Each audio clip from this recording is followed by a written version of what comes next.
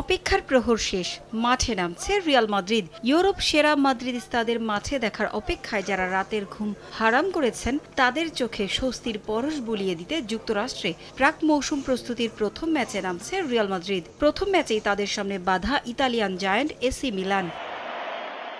নতুন মৌসুমে ফরাসি সুপারস্টার এমবাপ্পে ও বিস্ময় বালক এনরিক যোগ দেয় রিয়ালকে নিয়ে উন্মাদনা বেড়েছে ফুটবল প্রেমীদের। তবে এখনই এমবাপ্পে ম্যাজিক দেখার সৌভাগ্য হচ্ছে না রিয়াল সমর্থকদের।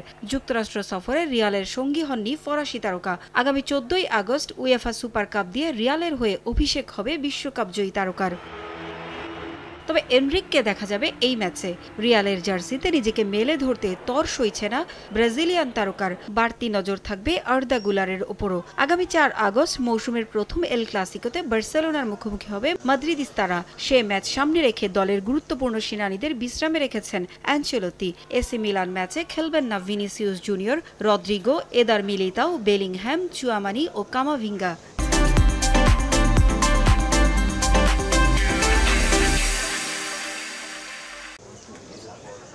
প্রতিপক্ষ এসি মিলান নিজেদের প্রথম ম্যাচে ম্যানচেস্টার সিটিকে হারিয়ে উড়ছে। গেল জুনে স্টেফানো পিওলি অধ্যায় শেষে রসোনারিদের দায়িত্ব নিয়েছেন পাওলো ফনসেস্কা। প্রাক মৌসুমে যুক্তরাষ্ট্র সফরের জন্য 29 ফুটবলার নির্বাচিত করেছেন কোচ।